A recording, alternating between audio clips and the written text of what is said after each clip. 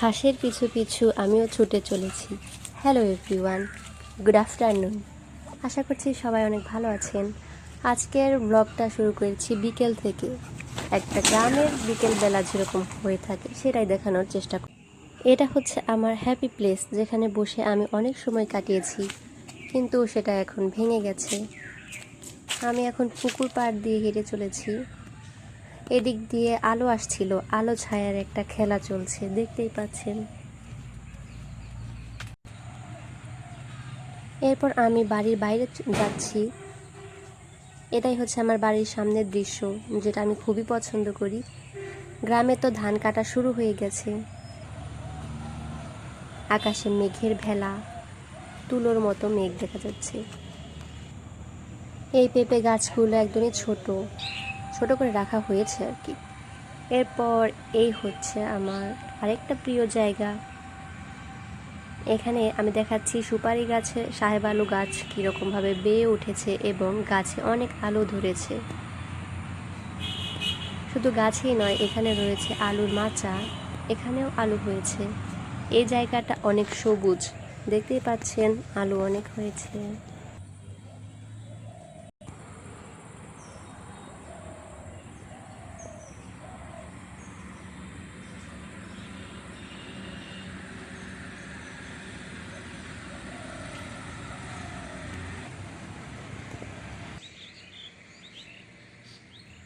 এটা হচ্ছে বরবটির মাচা।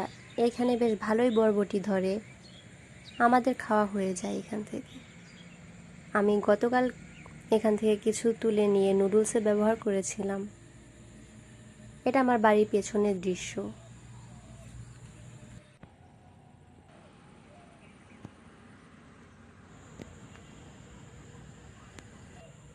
এটা হচ্ছে আঙ্গুর গাছ।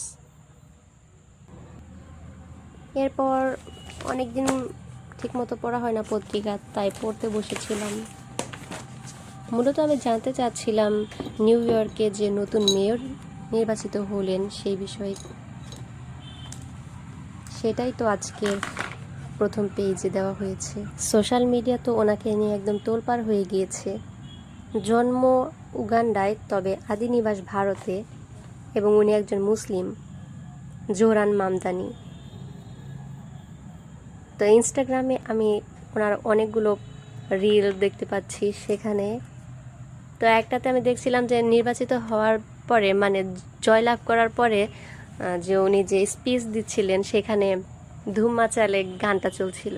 প্রথমে তো আমি ভেবেছি যে এটা যারা রিলস তৈরি করেছে ওরাই ব্যাকগ্রাউন্ডে এই মিউজিকটা ব্যবহার করেছে, কিন্তু পরবর্তীতে বুঝতে পারলাম বা জানতে পারলাম যে না, এটা ওখানে সত্যিই ব্যবহার করা হয়েছিল।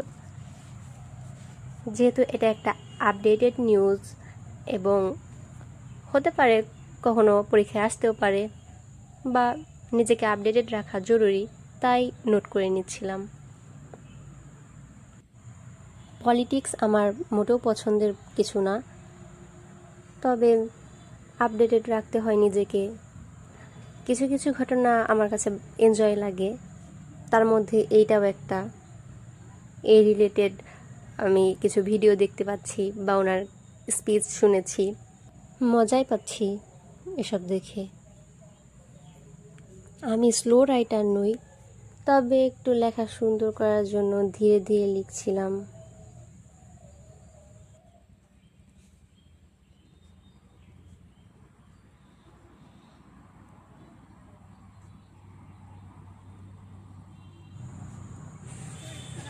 বাড়ির সামনে জমিগুলোতে ধান কাটা শুরু হয়ে গিয়েছে।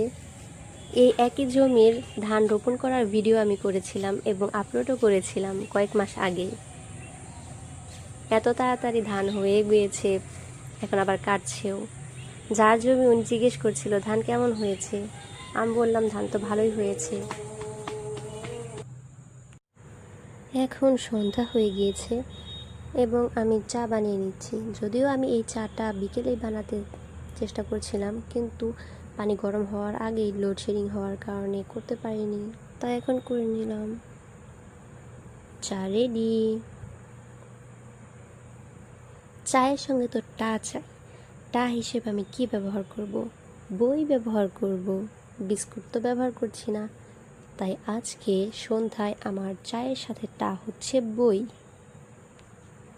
যেটা আমি কমপ্লিট করিনি। পড়া শুরু করেছিলাম 1 বছর পার হয়ে গেল, কিন্তু কমপ্লিট করা হয়নি।